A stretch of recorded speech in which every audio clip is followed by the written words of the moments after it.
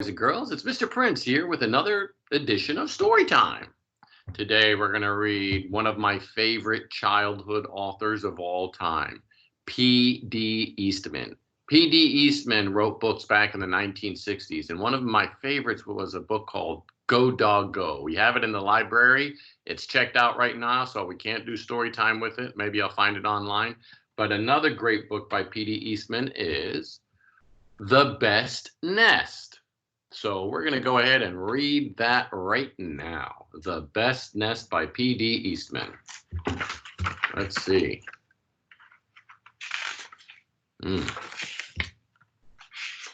like they made a nest in a mailbox. Mr. Bird was happy. He was so happy he had to sing. This was Mr. Bird's song. I love my house. I love my nest. In all the world, my nest is best. Then Mrs. Bird came out of the house. It's not the best nest, she said. I'm tired of this old place, said Mrs. Bird. I hate it. Let's look for a new place right now. So they left the old place to look for a new one. This place looks nice, said Mr. Bird. Let's move in here. But somebody else had already moved in. So they looked at another house. This one looks nice, said Mr. Bird, and there's nobody in it.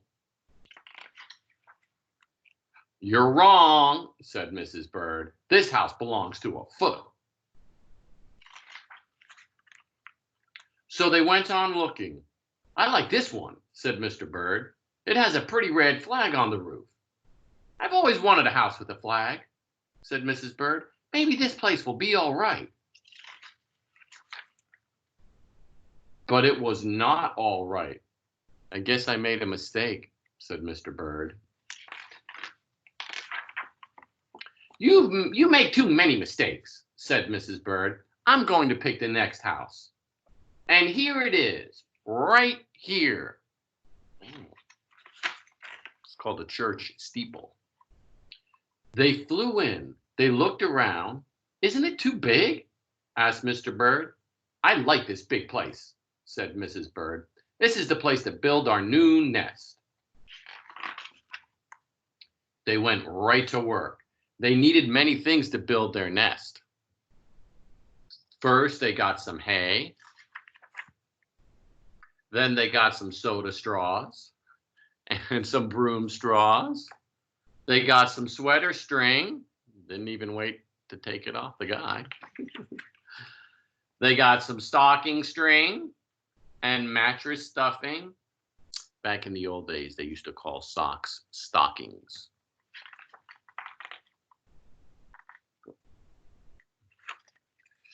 They got some horsehair. They got some man hair. Soon they had all the hay, all the straw, all the string, all the stuffing, all the horsehair, and all the man hair they could carry. They took it back to build their nest. Mr. and Mrs. Bird worked very hard. It took them the rest of the morning to finish their nest.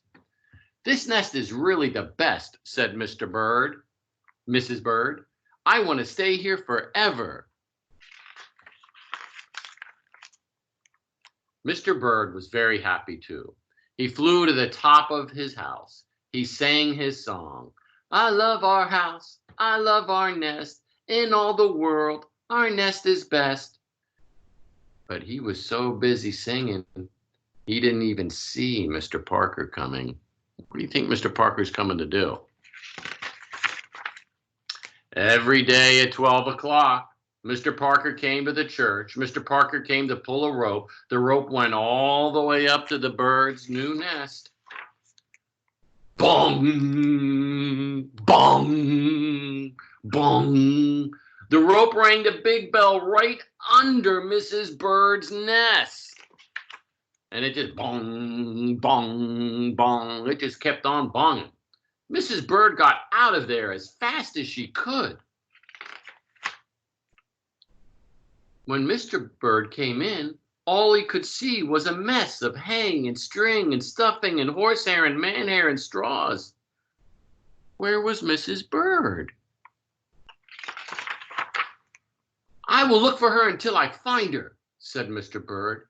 He looked high, he looked low, he looked everywhere for Mrs. Bird. He looked down into a chimney, but Mrs. Bird wasn't there. He looked down into a water barrel, but Mrs. Bird wasn't there either.